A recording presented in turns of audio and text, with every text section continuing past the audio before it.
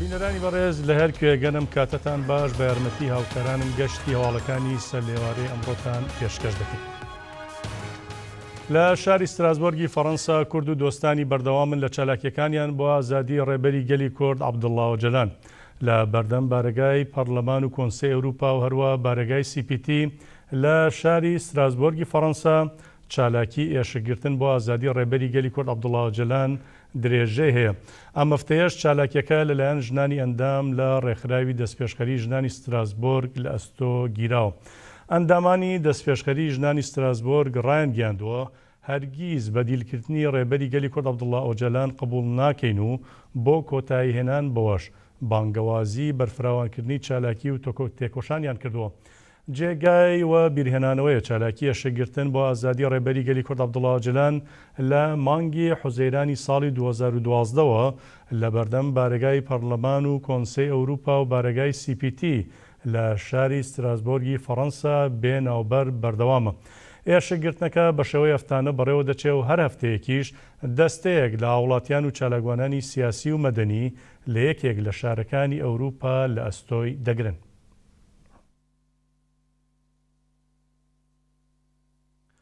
دەچینە ڕۆژهەڵاتی کوردستان مەخابن ڕاگەیەنرا ڕامین حسێن پەنایی زیندانی سیاسی کورد لە زیندانی سنەی ڕۆژهەڵاتی کوردستان گوازراوەتەوە بۆ ژووری تاکەکەسی و بڕیاریشە بەرەبەیانی پێنجشەممەی داهات و سزایی لە سێدارەدانەکەی بەسەردا جێبەجێ بکرێت. لەو بارەوە ئەمجەد حسێن پەنایی برای ڕامین حسێن پەنایی بە ڕۆژنیوزی ڕاگەیاندووە دەسەڵاتدارانی کۆماری ئیسلامی ئێران ڕامینی برایان گواستوەتەوە بۆ ژووری تاکەکەسی و بە پێی بڕیاری دادگا بەرەبەیانی ڕۆژی پێنجشەممەی داهات و لە سێدارە دەدرێت. بڕیاری لە سێدارەدانی ڕامین حسێن پەنایی زیندانی سیاسی کورد لە کاتێکدایە کە لە ماوەی ڕابردوودا چەندین ناڕەزایەتی گەورە لەسەر راستی ناوخۆ و دەرەوەی کوردستان دژ بە بڕینەوەی سزای لە سێدارەدانەکەی ئەنجام درابوون و داوا لە دەسەڵاتدارانی ئێران کرابوو تا بڕیاری لە سێدارەدانی ڕامین حسێن پەنایی هەڵوەشێنێتەوە. ڕامین حسێن پەنایی زیندانی سیاسی کورد خەڵکی شاری سنەی ڕۆژهەڵاتی کوردستانە و ساڵی ڕابردوو لە شاری سنە بە برینداری لەلایەن هێزەکانی دەسەڵاتی ئێرانەوە دەستگیر کرابوو پاشان لە لایەن دەسەڵاتدارانی ئێرانەوە لە دادگایەکی نمایشیدا لە دادگای ئینقلاب سزای لە سێدارەدانی بۆ بڕابوویەوە و ئێستا ژوا سزاکەی دەچێتە بواری جێبەجێکردنەوە.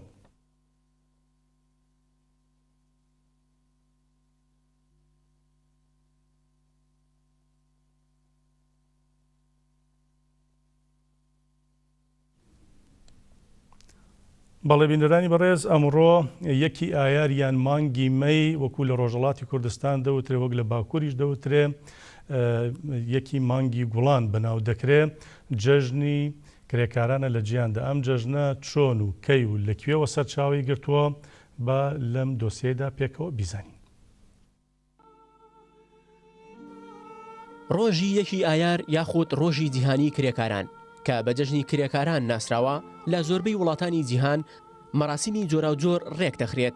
هاوکات لە هەندێک وڵاتیشدا تا ئێستا ڕێگە نادرێت کرێکاران بە ئازادانە یادی ئەو ڕۆژە بکەنەوە و چالاکی ئەنجام بدەن. دیاریکردنی ڕۆژێک بۆ کرێکارانی جیهانی مێژۆکەی دەگەڕێتەوە بۆ کۆتایی سەدەی 18 و سەرەتای سەدەی 19مین. لەو چوارچێوێدا لە ویلایەتە یەکگرتووەکانی ئەمریکا بزوتنەوەیەک بە ناوی 8 کاتژمێر دروست بوو. داواکاری سەرەکی ئەو بزوتنەوەیەش بریتی بوون لە دابەشکردنی کاتەکانی کرێکاران لە شەو ڕۆژێکدا بە جۆرێک 8 کاتژمێر بۆ کارکردن و 8 کاتژمێرێش پشوو بدەن. هەروەها 8 کاتژمێرەکەی دیکەش بۆ کاریتری ڕۆژانە تەرخان بکرێت، بەڵام داواکاریەکانیان بە هەند وەرنەگیرا. لە سەرەتادا جەژنی کرێکاران لە 21 نیسانی ساڵی 1856 لە ئوستورالیا بەڕێوە دەچوو. بەڵام دوای ئەوەی کە کرێکارانی ویلایەتی شیکاگۆی ئەمریکا لە ساڵی 1886دا داوای کەمکردنەوەی کاتژمێری کارەکانیان کرد، هەروەها ئەو داوایە لە کالیفۆرنیا و کەنەداش دووبارە بووەوە، بەڵام بەهۆی جێبەجێنەکردنی داواکاریەکانیان لە یەکی ئایاری ساڵی 1886دا نزیکەی 350,000 کرێکار دەستیان لە کار کێشایەوە. لە ڕۆژانی دواتر بەهۆی ناڕەزایی و گردبوونەوەی کرێکاران و ڕوبەڕووبوونەوەی نێوان پۆلیس و کرێکاران ژمارەی بریندار و کوژراوەکان لە هەردوو لا گەیشتە نزیکەی 40 کەس. هەروەها ژمارەیەک لە سەرکردەی کرێکاران دەستگیر کران و 4یشیان لە سێدارەدران. ئەو ڕووداوەش لە سەرتاسەری جیهان دەنگیدایەوە. دواتر کۆنگرەی سۆسیالیستەکانی جیهان کە لە فەڕەنسا لە ساڵی 1970 بەسترا داوا کرا یەکی ئایاری ساڵی 1990 لە یادی ڕووداوەکەی یەکی ئایاری ویلایەتی شیکاگۆ خۆپیشاندان لە سەرتاسەری جیهان بەڕێوە بچێت. ساڵی 1904 کۆنگرەی سۆسیالیستەکانی جیهان کە لە ئامستەردامی وڵاتی هۆڵەندا بەسترا داوا کرا لە ڕۆژی یەکی ئایار کرێکاران کار نەکەن. ساڵی 1955 کەنیسەی کاتۆلیکی پیرۆزبایی یەکی ئایاری وەک ڕۆژی جیهانی کرێکاران کرد. کۆنگرێسی ئەمریکاش ساڵی 1958 ڕۆژی یەکی ئایاری وەک ڕۆژی وەفا بۆ ڕووداوەکانی گۆڕەپانی هایمارکێتی شیکاگۆ ناساند. لەو کاتەشەوە تا ئێستا ڕۆژی یەکی ئایار بە ڕۆژی جیهانی کرێکاران ناسێندرا.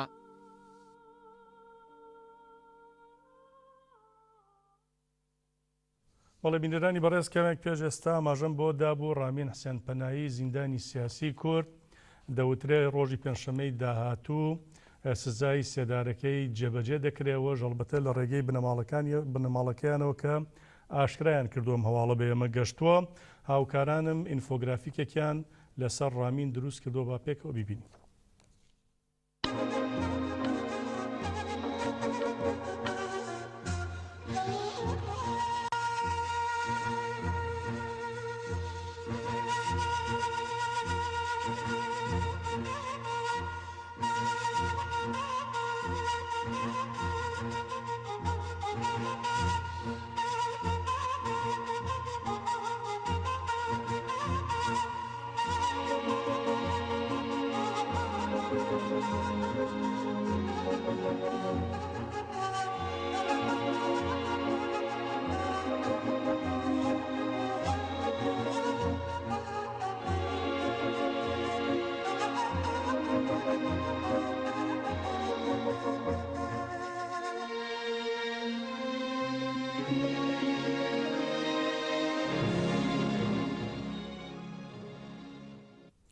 بەڵێ ئەمڕۆ یەکی یارە جەژنی کرێکارانە وەکو کرێکارانی جیهان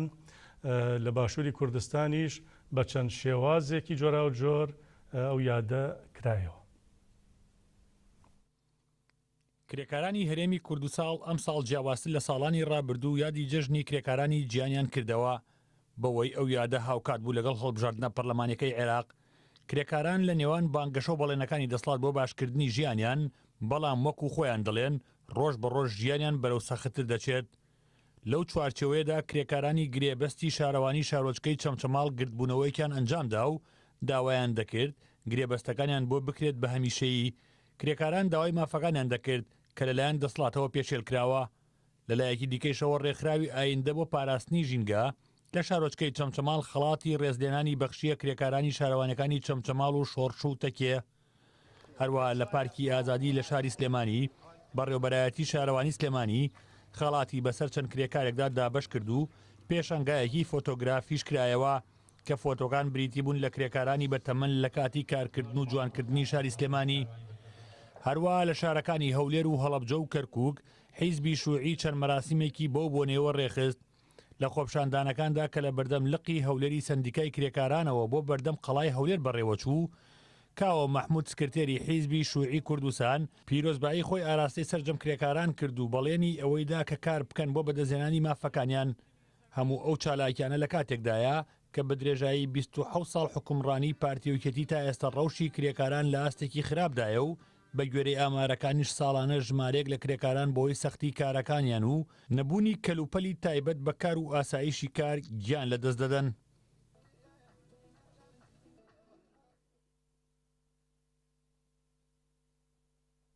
ئەمڕۆ لە یەکی مانگیمەی ڕۆژی جیهانی کرێکاراندا مانگرتنی کاسبکاران و دوکاندارانی ڕۆژهەڵاتی کوردستان بە فراوانتر بوو. پێی نایە 17مین ڕۆژی خۆی بەپێی ئامارەکان ڕێژەی بێکاری لە زۆربەی شارەکانی ئێران لە 60 تێپەڕاندووە، لەوەشدا کرماشان و سنە پشکی شێریان وەبەر کەوتووە. یەکی ئایار کە بە ڕۆژی کرێکارانی جیهان ناسراوە، بەڵام ئەو ڕۆژە بۆ کرێکارانی ڕۆژهەڵاتی کوردستان جیاوازتر دەبینرێت. بەوەی ماوەی 17 ڕۆژە کرێکار و کاسبکارانی چەند شارێکی ئەو بەشەی وڵات مانگرتنیان ڕاگەیاندووە وەک ناڕزایەتیەک دژ بە بڕیاری داخستنی سنوورە کۆڵبەریەکان و بەرزکردنەوەی نرخی گومرگ و باج کاسبکاران دەرگای دوکانەکانیان داخستووە.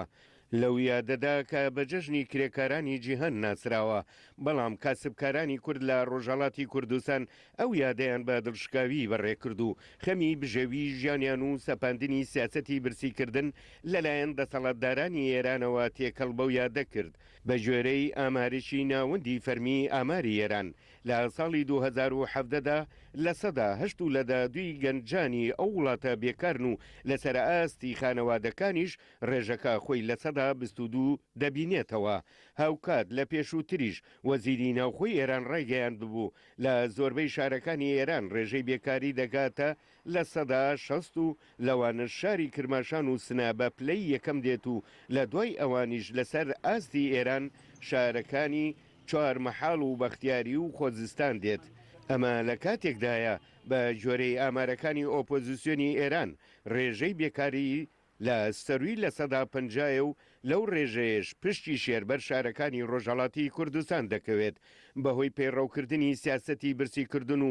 دژ بە شارەکانی ڕۆژهەڵاتی کوردستان لەلایەن دەسەڵاتدارانی ئێرانەوە ژمارەیەکی زۆر لە هاوڵاتیانی کورد ڕوویان لە کاری کۆڵبەری کردو و لە سنوورەکانی نێوان ڕۆژهەڵات و باکوور و باشووری کوردستان بەهۆی مەترسی کارەکەوە و سەختی ڕێگاکەوە ساڵانە ژمارەیەکی زۆر لە کاسبکارانی کوردیان لەدەست دەدەن. بە جۆرەی ئامارە فەرمیەکانیش تەنها لە ساڵی 2017دا نزیکەی 100 کۆڵبەری کورد لە سنوورەکان بە گولەی پازاری ئێران گیانیان لەدەستداوە و بریندار بوون.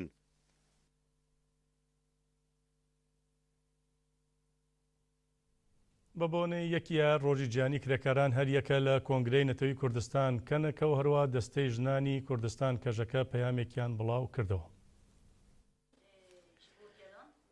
کۆمەڵێن ژنێن کوردستان کەژەکە لە ڕۆژی یەکی ئایاردا پیرۆزبایی خۆی دەنێرێت بۆ کرێکاران، جوتیاران، گوندیان و ڕەنجدەران. هاوکات بەڵێنیش دووپات دەکەنەوە کە بەرخۆدانەکەیان بۆ پێداگری لە سۆسیالیزم و مرۆڤایەتی گەشتر بکەن.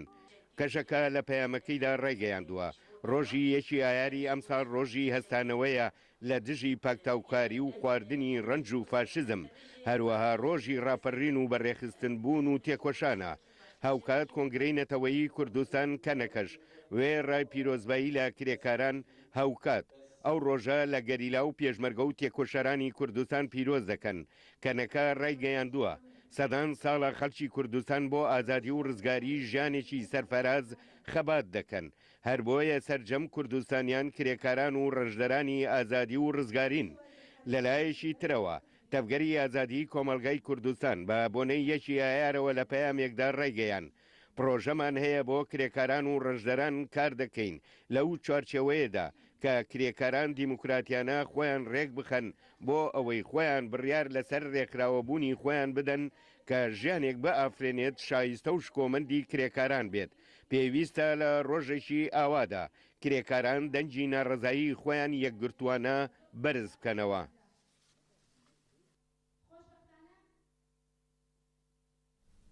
لە ڕۆژی گیانی کرێکاراندا ژمارەیەک چالاکوان و کرێکاری کورد و ئێرانی لە شارەکانی ڕۆژهەڵاتی کوردستان و ئێران دەستگیر کران. ئەمڕۆ بە بۆنەی جەژنی کرێکارانی گیانەوە چالاکوانانی کرێکاری لە چەند شارێک ئێران و ڕۆژهەڵاتی کوردستان بە نیازی ئەنجامدانی ڕێپێوانی مەدەنیانە بوون، بەڵام لەلایەن هێزەمیەکانی ئێرانەوە هێرش کراوەتە سەریان و دوای لێدان و ئەشکەنجەدانیان ژمارەیەکیان دەستگیر کراوە. هاوکات دەستیش بەسەر مۆبایل و کەلوپەلەکانیاندا گیراوە. ڕاگەنرا ژمارەیەک لە دەستگیرکراوەکان خەڵکی شاری سەقزی ڕۆژهەڵاتی کوردستان، هەروە بەشێکیشان خەڵکی تارانن کە لە بەردەم پارلەمان و خانەی کارگەری یا کرێکاراندا گردبوونەوەیان ئەنجام دابوو.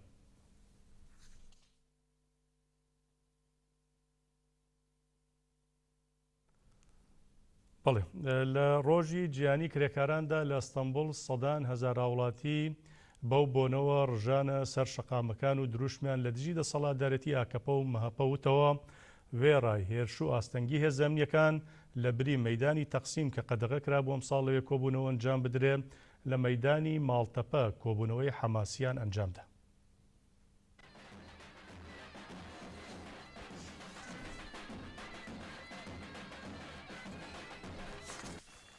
ئەمڕۆ لە یەکی مانگی مەی هەموو نیگاکانی تورکیا لەسەر شاری ئەستەمبوڵ بوون. لە ساتەکانی سەر لە بەیانیەوە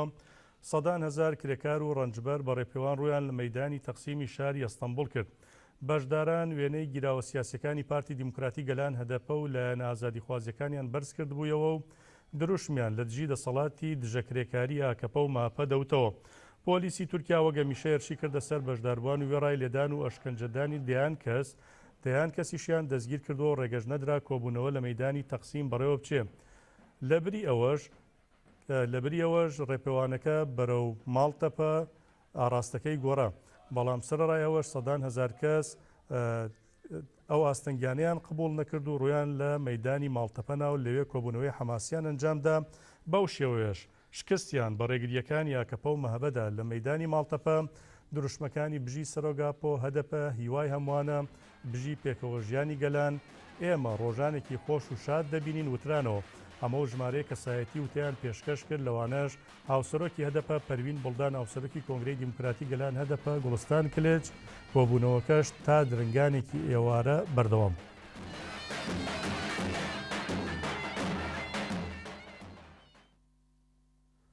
بەڵێ لەسەر تاسەری ئەوروپا ژیادی 1 مەی جەژنی کرێکاران بە چالاکی جۆراوجۆر پیرۆزکرا.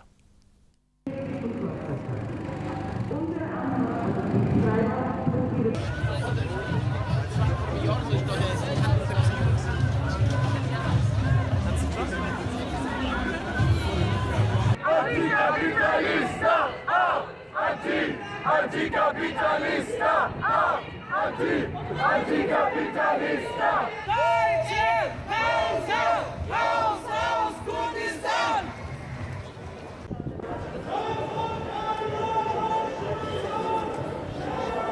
Hüte tragen, Stiefel tragen oder Schuhe.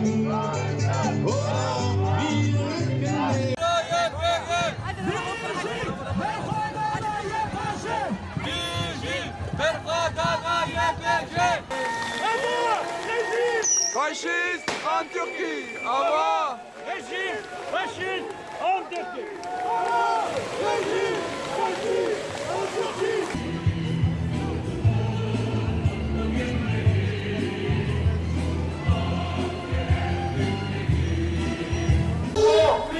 Erdoğan asasa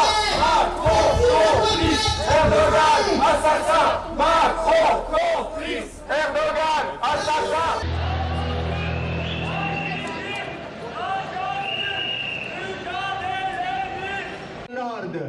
Difesa dalle unità di protezione popolare YPG, dalle forze siriane democratiche che continuano a combattere lo Stato islamico giorno dopo giorno.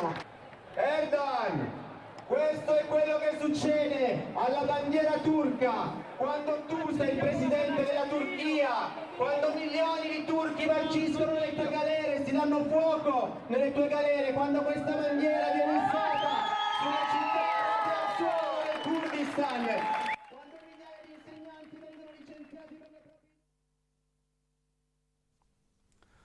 ئەمڕۆ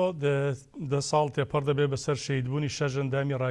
ڕاگەاندکاری پارتی ژیانی ئازادی کوردستان پەژاکدا.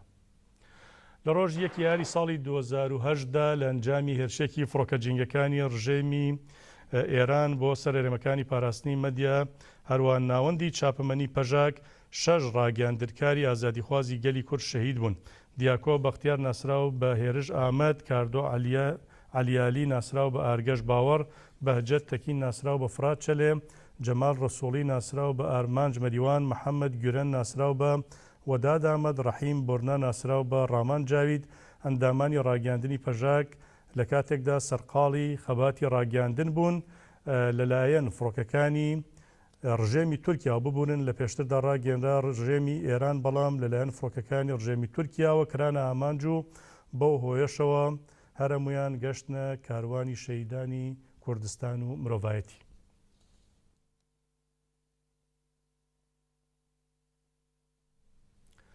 گەریلاکان یەپەگە و ێژاستا لە رێمەکانی بۆتان و رێمەکانی پاراستنی مەدیا باڵمەتی شۆڕژگێڕی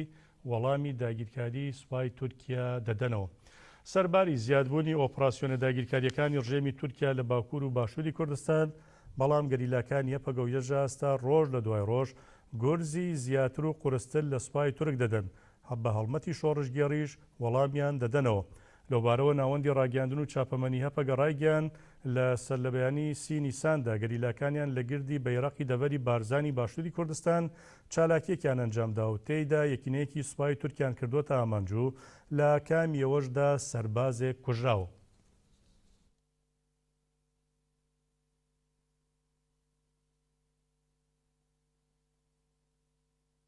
بۆردومان و هێرشە داگیرکاریەکانی سوپای تورکیا بۆ سەر ناوچە سنوورەکانی باشوور و باکووری کوردستان ژیانی هاوڵاتیانی ڕاگرتووە و ئەو هاوڵاتیانە ناتوان بە ئازادانە کاری جوتیاری و ئاژەڵداری بکەن. هاوڵاتیانی دەڤەری برادۆز لە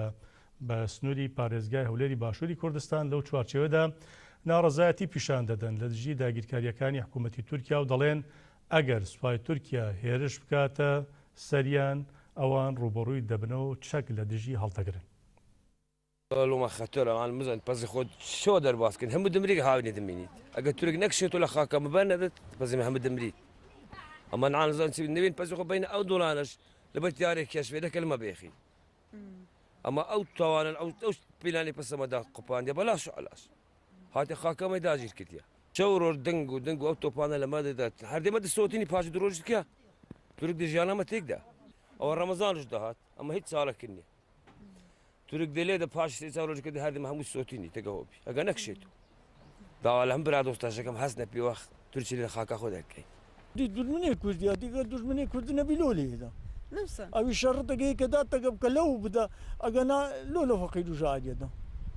لە فەقیر و ژادێدا دنە خۆ لە جێی شەڕ لێ نادا بەس لە فەقیر و ژادێدا چ بەردەنجینی نەکو ئەگە بەردەنجی هەبی هۆنێ بوو دەبا لاانە بچی لە ئیرانێ بدا و دەبا بتوانانی لە ئیرانێ بدا کو جوابی وێدەت و داخوادێک کوی جوابی وێدەت و بەس فەقیرن ئەمە فەقیرین بێ چارەینە زۆها دەیلێندا.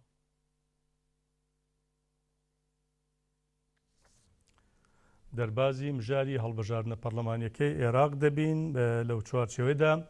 لە شارۆچکەی شێخانی دەڤەری بادینان فەرمانبەران ناچار دەکرێن تا بە سوودی پارتی دیموکراتی کوردستان بەشداری لە بانگەشەی هەڵبژاردندا بکەن. دوێنێ لە شارۆچکەی شێخانی سەر بە پارێزگای دهۆک پارتی دیموکراتی کوردستان عێراق فەرمانبەرە حکوومیەکانی سنوورەکەی ناچار کردووە بەشداری کۆبوونەوەی بانگەشەی هەڵبژاردننی لیستی پارتی بن.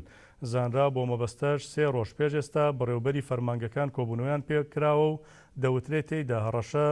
لە فەرمانبەرەکان کراوە تا بەشداری لە بانگەشە بە سوودی پارتی بکەن. ئەم کردەوەی پارتی دیموکراتی کوردستان پێشێلکاری ڕێنمایەکانی کۆمیسیۆنی هەڵبژاردن و ڕاپرسیە. هەڵبژاردننی پەرلەمانی عێراق بڕیارە لە 12 ئایاری ئەمساڵدا بەڕێوە بچێت.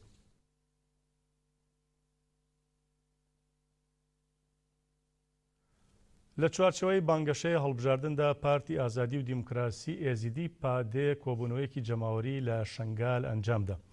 پارتی ئازادی و دیموکراسی پادێ بە لیستی ژمارە 169 بەشداری کردووە لە هەڵبژاردنە پەرلەمانیەکەی ئەم جارەی عێراقدا و لە ناو کۆمەڵگەی ئێزیدیدا بەردەوامە لە بانگەشەکردن لەو چوارچێوەشدا لە شنگال کۆبوونەوەیەکی جەماوەری ئەنجامدا. لە کۆبوونەوەکەدا حسێن حاجی ئاوسەرۆکی ئەنجومەنی خۆسەری شنگال وتارێکی پێشکەش کرد و تێیدا ڕایگەیاند باگەلەکەمان باش بزانن هەتا ئێستا فەرمان و هێرش لەسەر ئێمە بەردەوامە بۆیە ڕێگانادێن هیچ کەسێک بە ناوی ئێزیدیەوە ئێمە هەڵخەڵەتێنێ و دەبێت دەنگمان بۆ نوێنەرانی ڕاستەقینەی خۆمان بێ. پاشان خودێدا مراد هەروە سەمیر دەروێش کاندیدانی پادێ بۆ ئەنجومەنی نوێنەرانی عێراق وتاریان پێشکەش کرد و کارنامەی خۆیان بۆ ئامادەبووان خستە ڕوو داوایان لە بەشداربووان کرد تا دەنگ بە کاندیدەکانی خۆیان بدەن.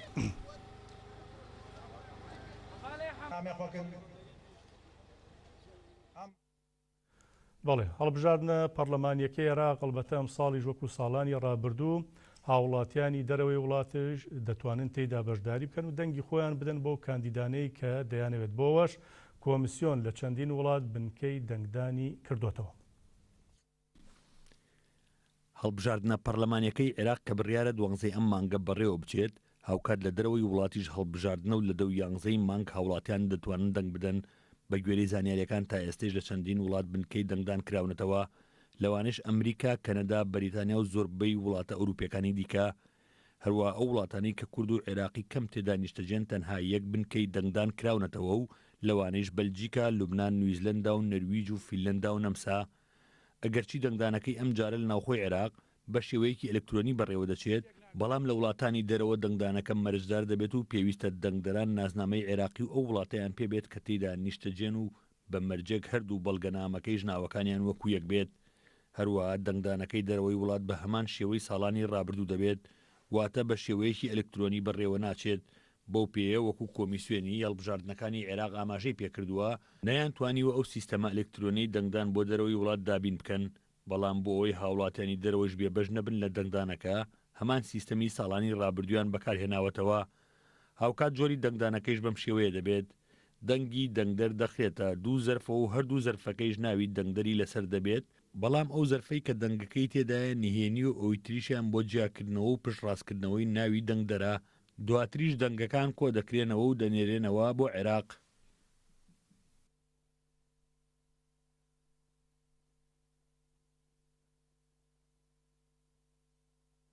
بەڵێ بۆ گفتوگۆکردن لەسەر ئەم ژارە میوانێکی بەڕێزمان لە ستۆدیۆ لەگەڵدایە کە کۆیا ڕەوف ڕۆژنامەوان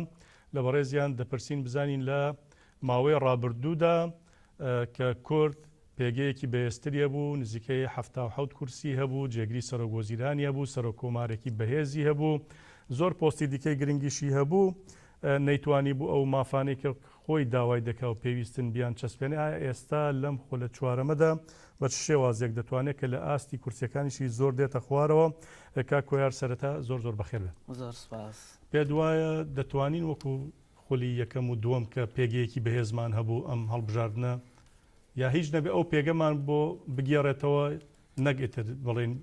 بتوانین بە هەموو کێشەکان چارەسەر بکەین بگەینەوە ئەو قۆناغەی یەکەم کە خولی یەکەم و دووەمی پەرلەمانی عێراق کوردەی بوو. بەڵێ بەداخەوە کە بارودۆخ ئێستای کوردستان گەڕاوەتەوە بۆچوونی من بۆ ساڵی 2023 و 2005 ئەو کاتە دەسەڵاتی عێراق بەهێز بوو تازە بنیادەنرا بەڵام دەسەڵاتی کوردی بەهێز بوو بەداخەوە ببنێ ڕفراندۆمەوە پێچەوانە بووەتەوە. ئێستا نوێنەرانی کورد ئەبێت سە لە نوێ دەست پێ بکەنەوە بڕۆنەوە پەرلەمانی عێراق. من پێم وایە لە ڕابردوودا دەسەڵاتی کوردی یاخود بڵین نوێنەرەکانی کورد لە بەغدا نەیانتوانیوە بەپێی پێویست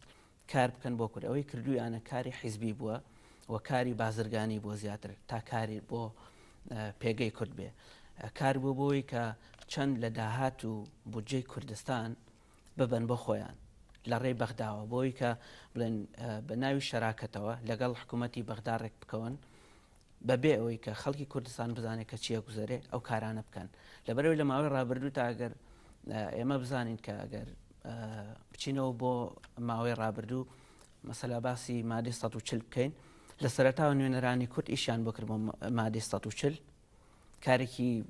سەرەتاییان کرد ویان توانی بەردەوام بن بەڵام دوایی ئەو کاریان واز لێهێنا من خۆ ماگام لێ بوو کە کۆمەڵێک هێنراوی عەرەب بۆ کەرکووک برانەوە بۆ شوێنی خۆیان و قەرەبوو کرانەوە کۆمەڵێک کوردیش برانەوە بۆ کەرکووک بەڵام دوای ئەوە دەسەڵاتی نوێنەرەکانی کورد لە بەغدا ئەو کاریان واز لێهێنا بەجێیان هێشت مادەی 140 گرنگترین مادە بوو کە وای لە ساڵی 2010 تا ساڵی 2010 جێبەجێ بکرایە بەڵام بە بۆنێوی کە دەسەڵاتی کوردی بە تایبەتی یەکێتی و پارتی نوێنەرەکانیان لە بەغدا ئیشی بازرگانی و ئیشی حیزبیان کردووە و بە تایبەتی کەرکووکیان دابش کردووە بە سەر دوو زۆنە و هەموو شتێکیان دابشکردو نەتوانراوەکە لە بەغدا کاری باش بکرێت باش ئەگەر ئەو کاتە نەتوانرابێ بۆ پێکە بێزەوە کە مام جەلال هەبوو هەموو گویان لێدەگرت جێگری سەرۆک وەزیران هەبوو سپاس سالاری کوهی کورد بوو نازانم ژمارەیەکی زۆر ئەندام پەرلەمانمان هەبوو ئێستا پێ دوایە لەم بارودۆخەدا هەڵبەتە ئاماژەشت بە ڕفراندۆمدا من پاشان لەسەرەوەش دەپرسم کە ڕفراندۆمی بەسەرداهاتوە و شکستی 16 ئۆکتۆبەری بەسەرداهاتوە یان دەتوانین ئێمە ئەوانەی کە هەن کە ئاماژەت پێدان نەمانتوانی و بیانکەین لەمە دوا بیانکەین بەڵێ لەبەرەوەی کە کوردستان سەر بە عێراقا ئێمە بە یەک ئەندام پەرلەمانیش لە بەغا بەشداری بین ئێمە هەبێ هەر بەشدار بین و خورسایی هەیە لەبەرەوەی کە هەرێمی کوردستان بەشێکە لە عێراقوە بۆ بەرگریکردن لە بوجە و موچەی خەڵک کە لە بەغداوە دابینەکرێەوە یاسای نەوت و غاز و ناوچە جێناوکەوتەکان بوو تۆ لەگەڵەوە دانیت دەیانوت بۆچی بچنەوە بۆ بەغدا و لە بەغدا هیچ ناکرێ و نەخێر ئەمە دیعایەکێتی و پارتیە بە تایبەتی پارتی کە خەڵک سات بکەنەوە لە هەڵبژارن چونکە ئەگەر تۆ بەشدار نەبی لە بەغدا و لە ناوچە جێناکۆکان ئەگەر بەشدار نەبی لە هەڵبژارنەوە کاتە تۆ ناتوانی نوێنەری باشت هەبێت لە بەغدا و ناتوانانی بەرگری لە ناوچە جێناکۆکەکانەکەی ئەوە یەکێتی و پارتی ئێستا یانەوە بەتایبەتی پارتی خەڵسات بکاتەوە لەو ناوچانە ئەو بێئومێد بووە لەوەی کە خۆی وەکو جاران تەزویر بکات و دەنگ بێنێت بۆیە هەموو قورسایی خۆی خستوەتە سەر هەولێر و دهۆک ئەو ئێوە لەو ناو بەشداری ناکەن بەڵام لە ڕێگەی هەندێک حەزبی دیکەوە نوێنەریانەر هەیە بەڵێ بە پێ هەندێک سەرچاوە وایە لە ناو حیزبەکانی تردا نوێنەری پارتی هەیە وەکو سەربەخۆ خۆی هەڵبژاردووە و ئێمە بێ ئەوە بزانین کە ئەگەر حیزبەکانی تر ئەوانەی کە لەگەڵ پارتی یاخود ناوم دارشەقەکەی پارتی دارشەقی پارتیوەکەتی کە هەمیشە بەرگریان لە یەکێتی و پارتی کردەوە ئەوان بوونێتە هۆکارەوەی کە بەهێز بن و بمێنەوە لە دەسەڵات ئەگەر لە کەرکووک و جێناکۆکەکان کورسی زۆر بێنن دەنگی زۆر بێنن ئەوە دڵنیا بەلەوەی کە دەنگی لایەنگرانی پارتی درراوە بۆ حیزبە چونکە لە ڕابردوو تا ئەو حیزبانە هیچیان نەیانتوانیوە وەکو یەکێتی و پارتی لەو ناوچەیە دەنگ بێنن بەڵام ئەلبەتە پارتی لە مووسڵوانە دەنگی زۆر و بەڵام لە کەرکووگە و ڕێژە زۆرەی دەنگی نییە بەڵێ لە بەعامن باسەکەم باسی گشتی ناوچە دابراوەکان ئەگەر یەکێتی و پارتی بەتایبەتی پارتی ئەگەر دەنگی زۆر بێنێ ئەوە بۆهۆی ئەو کاندیدەوەیە کە بڵێن حیزبەکانی دەرەوە یەکێتی و پارتی نوێنەرانی کاندیدە سربەخۆکان بە شێوەیەکی ناڕاستەوخۆ هی پارتیە لە ناو ئەو حیزبانە باشە کۆیار ئاماژت بە مەسلەی ڕفراندۆمدا ینی مەبەستت لەوەدا چی بوو ینی ڕفراندۆم زۆر کەس دەڵێن یان ێگە ڕفراندۆمیش نەبووای خۆم بارودۆخە هەرداهاتە پێشەوە ینی بۆچی ئێستا مەسە هەندێک حەزب و لایەنی دیکە دش بە پارتی و یەکێتی بەکاری دێنن بەڵێ من وەکو ئاماژەم پێکرد ڕفراندۆم کوردستانی گەڕانەوە بارودۆخی کوردی گەڕانەوە بۆ ساڵی 2023 بۆ 2005 بەداخەوە ئێستا بێ سەر لە نوێ دەست پێ بکەینەوە ڕێفراندۆم بەداخەوە کە هەموو جارێ وتومە ئێمە کۆمەڵی خەڵکی زۆرمان هەیە کە دکتۆرایان هەیە لە سیاسەتی نێودەوڵەتی بەڵام ئەوان بە هیچ شێوەیەک نە سیاسەتی نێودەوڵەتیان خوێنبێتەوە لەسەر ڕێفراندۆم و هیچ لێکۆڵینەوەیەک و ڕاوەیەکیان خوێنبێتەوە لەسەر ڕێفراندۆم ئێمە دووسێ نمونەی ڕێفراندۆممان هەیە نمونەیەکیان باشووری سۆدانە و نمونەیەکیان کۆسۆفۆیە باشووری سۆدان وەکو کوردستان هەرێمێک بووە لەبەرەوەی کە بە چەند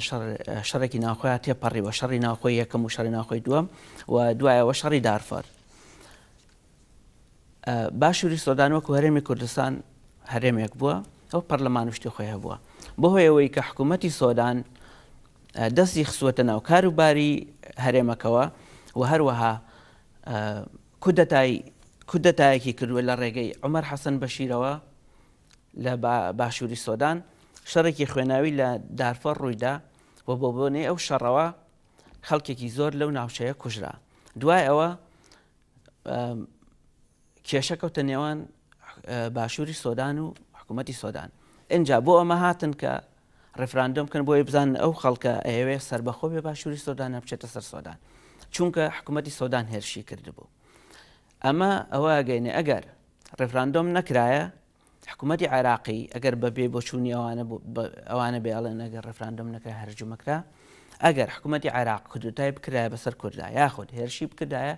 کوردەیتوانی لە ڕێنەتەوە یەکگرتووەکانەوە ڕێفراندۆم کات و سربەخۆی خۆی ڕابگەیە بۆ ئەمەی کە دەڵێن بکرایە و نەکرایە پاساوێکە بۆ شکستە ئەمە پاساوێکە بۆ ئەو شکستە لەبەرەوەی کە ئەبێشتی یاسایی تۆ بخوێنیتەوە هیچ کەسێک هیچ گەلێک هیچ کەمینەیەک لە دنیاە دەنگ نادا بۆی کە گەلەکەی سربەخۆ نەبێت بەڵام کاتێک کە ئەزانێ بە بۆنەی ئەو ڕێفراندۆمەوە گەلەکەی لە ناوەچە یاخود دەستکەوتەکانی لە دەستەدا نابێت دەنگ بدا بە سربەخۆی اینجا بە ڕێفراندۆم اینجا نمونەیەکی ترمانەیە نمونەیەکی زۆر باش کاویش هەر نزیکە لە کوردستانەوە نمونەی کۆسۆڤۆ و کوردستان جێنۆساید کراون و سربەکان هێرشیان کردوتە سەریان جێنۆسایدیان کردووە ئەوانیش نەتەوە یەکگرتووەکان شوێنێکیان بۆ دروست کردوون هەروەکو کوردستان بەڵام سربەخۆ نەبوون نوێنرایەتی خۆیان هەبووە حکوومەتی خۆیان هەبووە ئەمان لە پەرلەمان و لە ناو دەسەڵاتی خۆیانە بیریان لەوە کردەوە کە ڕێفراندۆم بکەن بۆ سربەخۆیی پێشەوەی هیچ شتێک بکەن هیچ کارێک بکەن پشگیریان دروست کرد لە نەتەوە یەکگرتووەکان هەندێک وڵاتیان هانداوتیان ئێوە پشگیریمانەکەمتیان بەڵێ پشگیریتانەکەن دوایەوە 5 وڵاتە زلێزەکەی جیهان و ئەوروپا قسەیان لەگەڵکردن بەریتانیا و فەڕەنسا و ئەمریکا ئەو سێ وڵاتە پێشەوەی هیچ بڵێن ئەمان ڕازی بوون بەڵام رووسیا و چین ڕەتیان کردەوە چونکە لەبەرەی سربیا بوون. بەڵێ دوایەوە یەکێتی ئەوروپا ئەڵمانیا پشگیری کرد بۆیە کە ئەم پشگیریانیان بەدەستهێنا هەستان بە ئەنجامدانی ڕفراندۆم پێچەوانەی ئێمە کە پشتگیریمان دروست نەکرد بوو ئەنجاممان بەڵێ بە پێی لە نەتەوەیەک دوکان 1993 وڵات هەبوو بە پێی نیویۆرک تایمز هەڵێ 111 وڵات لە ئەندامی نەتەوەیەک دوەکان دەنگی داوە بە بڵێن سربەخۆیی کۆسۆڤۆی ناساندووە یان کاتێ لە 157 نەتەوەیەک دوەکان لە کۆی 28 وڵاتی ئەوروپی 23 وڵات دانی ناوە بە سربەخۆیەکەدا لە کۆی 28 وڵاتی ئەندامی ناتۆ 24 ئەندام دانی ناوە بە سربەخۆیەکە کە ئاگاتە 86 لە کۆی 57 وڵاتی ئیسلامی 36 وڵاتی ئیسلامی دانیاناوە بە سربەخۆی کۆسۆڤۆ کە ئاگاتە لە 166 کۆی وڵاتانی ئیسلامی. دوای ئەوە سربیا چوو لە نەتەوەیەکگرتوەکان شکاتی کرد و لە دادگای نێونەتەوەی وتی ئەم کاری کەس کۆسۆڤۆ کردوویەتی دژی یاسا نەتەوەیەکگرتوەکانە بەڵام نەتەوەیەکگرتوەکان دانیشتن ئەو بانگەشیان ڕەت کردەوە وتیان نەخێر ئەمە دژی یاساکانی لەبەرەوەی نەتەوەیەکگرتوەکان دەنگی داوە و رووسیا داوایکە کە دانیشتن بکەن دانیشتنیان کرد هەر بەر لە مەسلحەتی لە بەرژەوەندی بۆوان ڕێگایەکی ڕاست و دروستیان بەڵێ ئەوان پێشەوەی هیچ شتەکان لەسەر حەزی شخصی ئێمە ئەمریکا و بەریتانیا و فەڕەنسا پێیان وتین مەکەن هەڵەیە ئێمە کردمان ئەنجومەنی یاسایشیش دانیشت بە هەمان شێوە یعنی بە کۆی دەنگوتیان نابێ بکرێت. باشە ئێستا ئەمە تازە ڕیفراندۆم کرا 16 ئۆکتۆبەری هات بەسەرا بەداخەوە لە 150 خاکی باشوورمان لەدەستدا ئێستاژ ینی ئەگەر هەیە ژمارەیەکی دیکە لە کورسیەکانی پەرلەمانیش لەدەست بدەین بۆ ئەوەی کە بتوانین پەرلەمانتار گەلێکی بەهێزمان هەبێ بچنە پەرلەمانی عێراقەوە پێویستە دەنگ بەدکێ بدرێ و چیش بکرێ بەڕای بەڕێزت کاتیشم هەڵبەتە دەوترێت زۆر نەماوە. بەڵێ من پێم من ئێستا وەکو خۆم دڵخۆشم بەوەی کە کۆمەڵی لیستین لە دەروی یەکێتی و پارتی ئەم بوونی لیستە کە زۆربیان خیتابیان یەکە ینی وەکو یەکێتی و پارتی بە ناوی کوردایەتیەوە ناچن لە بەغدا دانیشن لە ژێرمێزەکانە بیرە نەوت و نازانم عقدی بازرگانی بکەن. ئەگەر گوێ لە گوتاری سیاسی ئەم حیزبانە بگری لە دەرەوەی یەکێتی و پارتی گوتارەکانیان ئەوەیە کە ئەمان وەکو ئەوان ناکەن بازرگانی بکەن ئەچن لەگەڵ بەغدا دانیشن بۆ ئەوەی کە خەڵکی کورد بە یاسا بە دەستور هەموو مافەکانی بۆ بگەڕێتەوە و لە ناو لیستەکانە من پێم وایە لە ناو لیستەکانە کاندیدی باش هەیە بەڵام هیچ لیستێک نییە کە بەتەواوی لە 100% تۆ بتانی بانگەشە بۆ لیستە بکەی بڵێ دەنگی پێدەم بەڵام لە دەرەوەی لیستەکانی یەکێتی و پارتی کە 5 حیزبن کاندیدی باشەیە و ئەتوانن خەڵگەتوانن دەنگیان پێ بدا و ئەبێەوەمان لەبیر نەچێکە هەڵەی پێشتر دووبارە نەکەینەوە چونکە کۆمەڵێک ئەندام پەرلەمان هەیە کۆمەڵی کاندید هەیە بڵێم بە ناوی کوردایەتیەوە ئەیانەوەی لە بەغدا شەڕی مەزهەبی بکەن و ئەمانە پشگیریکەریشان هەیە ینی خەڵکێک کە پشگیری لەوانەیە کاکە شەڕی مەزهەبیەکە ئەبێ خەڵکی کورد وریابێت چونکە ئێمە کێشەی مەزهەبمان نییە کێشەی مەزهەمانە بەڵکو کێشەی یاساییمانەیە ئێمە توانین لەگەڵ بەغدا کێشەکان بۆ نمونە مادەی 140 هەموارەکرێتەوە ئەبێ ئێمە کەسانێک هەڵبژێرین کە مادەی 140 لەوێ وەکو یەکێتی و پارتی نەکەن مادەی 140 لەگەر هەموار کراوە ئەوان بە دەنگێکی باش بە یەکگرتووی یەک بە شتێکی باش بشنە پێشەوە بۆی مادەی 140 هەموار بکرێتەوە بە تایبەتی کەرکووک کە ئێستا دابەشوە بەسەر کۆمەڵێشتاکە و کاتە بە یەکگرتووی هەموو لیستەکان کە دەرەوەی یەکێتی و پارتی ئەتوانن بارودۆخی ناوچێت جێناکۆکەکان بە تەواوی بگۆڕن. بەڵێ باشە بەڕێز کۆیان ڕەوف ڕۆژنامەوان زۆر سپاس دەکەم سپاس بۆی لێرە هاتی تێرە و وەڵامی پرسیارەکانی سپاسە دەکەم. بەڵێ دەچینە باکووری سووریا یا ڕاستتر ڕۆژهەڵاتی سووریا لە دێرزوور هێزەکانی سووریای دیموکراتی قەسەدە ئۆپراسیۆن و هەڵمەتی گەردەلوولی جزیرەیان دەست پێ کردەوە. هەڵمەتی گەردەلوولی جەزیرە لە ڕۆژهەڵاتی دێرازۆر کە بەهۆی هێرشی دەوڵەتی تورکیاوە بۆ داگیرکردنی ئەفرین ڕاوەستێنرا بوو ئەمڕۆ سەر لە نوێ دەستی پێکردەوە. هێزەکانی سووریای دیموکراتی قەسەدا لەبارەی دەستپێکردنەوەی ئەو هەڵمەتە لە کۆنفرانسێکی ڕۆژنامەوانیدا بە بەشداری لیلوە عەبدوڵڵا وتەبێژی ئەنجومەنی سەربازی دێرازۆر و ئەحمەد ئەبوو خەولا فەرماندەی ئەنجومەنی سەربازی دێرازۆر زانیاریان لەبارەی هەڵمەتەکەوە بۆ میدیاکان خستە ڕوو ڕایان گەیاند. ئامانج لە هەڵمەتی گەردەلوولی جەزیرە پاکردنەوەی ڕۆژهەڵاتی ڕووباری فوراتە کە لەلایەن چەکدارانی داعشەوە داگیر کراوە. هەروەها ئاماژەیان بەوەش کرد سوپای عێراق لە ناوچە سنووریەکاندا بە هەماهەنگی لەگەڵ قەسەدا ڕێوشێنی پێویست دەگرنە بەر. هاوکات هێزەکانی هاوپەیمانی نێودەوڵەتیش بە شێوەیەکی چالاک بەشداری ئەم قۆناغەی هەڵمەتی گەردەلوولی جەزیرە دەبێن. ڕاشیان گەیاند وەک دەزانرێت چەکدارانی داعش بە مەبەستی لە ناوبردننی ئارامی ناوچەکە لە سەرسنوورەکانی نێوان عێراق سووریا جێگیر بوونا لەو ڕێگایەوە هەوڵ دەدەن کە هەبوونیان لە ناوچەکەدا فراوان بکەنەوە. لەم دواییانەدا چەکدارانی داعش دووبارە هێرشەکانیان دەست پێ کردوێتەوە. ئێمە وەک ئەنجومەنی سەربازی دێرازۆر ئەو ناوچانە لە چەکدارانی داعش پاک دەکەینەوە. لە کۆتاییشدا ڕایان گەیاند مەبەستیان لە پاکردنەوەی ناوچەکە لە چەکدارانی داعش پێکهێنانی سووریایەکی دیموکراتە پێویستە هەموو پێکاتەکانی عەرەب، تورکمان، کورد و سووریانی بە مەبەستی پاراستنی یەکێتی و سەروەری وڵات شانبەشانی یەکتر تێبکۆشن. ئۆپەراسیۆنی گەردەلوولی جەزیرە بۆ ڕزگارکردنی دێرازۆر لە چنگی داعش لە ڕۆژی 9 ئەیلولی ساڵی 2017ەوە لەلایەن ئەنجومەنی سەربازی دێرازۆر لە ژێرچەتری هێزەکانی سووریای دیموکراتی قەسەدا دەستی پێکرد.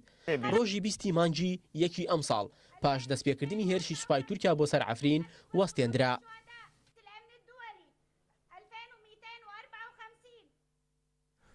سووریا، عێراق و ئەفغانستان بوونەتە مەترسیدارترین گۆڕەپان بۆ ڕۆژنامەوانان. ئەفغانستان لە کۆی هەڵبەتە 180 وڵات لە جیهاندا بە پلەی 118مین دێت لە کوشتوبڕی ڕۆژنامەواناندا تەنها دوێنێژ لە وڵاتەدا کە تەقینەوەیەک ڕووی داوە 10 ڕۆژنامەنووس کوژراون.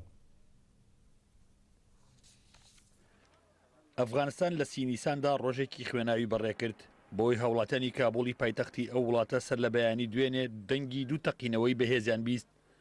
ڕووداوەکەش بە تەنها هاوڵاتیانی نەکردە قوربانی بەڵکو ئەم جارە کوژدانی ڕۆژنامەنووسان بوو بە مانشێتی هەواڵی نێوخۆی و جیهانیەکان. بە گوێرەی دوایین ئاماری وەزارەتی ناوخۆی ئەفغانستان ژمارەی کوژراوانی ڕۆژنامەنووسان گەیشتە 9 ڕۆژنامەوان لەوانەیش دوو لە ڕۆژنامەنووسەکان ژن بوون. لە تازەترین حاڵەتیشدا دوای تەقینەوەکە ئێوارەی هەمان ڕۆژ ڕۆژنامەوانێکی دیکە لە ئەفغانستان تەرۆر کرا. پۆلیسی ویلایەتی خوست ڕایگەیان کە ئەحمەد شار ڕۆژنامەوان لەلایەن چەند کەسێکی نەناسراوە کراوەتە ئامانج و بریندار بوو و پاشەوەی گێنراوەتە نەخۆشخانە لەوێ بەهۆی سەختی برینەکەیەوە گیانی لەدەستداوە. بە گوێرەی ئامارەکانی ڕێکخراوە جیهانیەکان بۆ داکۆکیکردن لە مافی ڕۆژنامەوانان لە ماوەی 17 ساڵی ڕابردوودا تەنها لە ئەفغانستان 90 ڕۆژنامەوان کوژراون. ئەمە لە کاتێکدایە کە بە گوێرەی ئامارەکان لە ساڵی ڕابردوودا و لە سەرتاسەری گیان نزیکەی 80 ڕۆژنامەوان کوژراون لەوانەیش سووریا و عێراق پشکی شێریان بەرکەوتووە.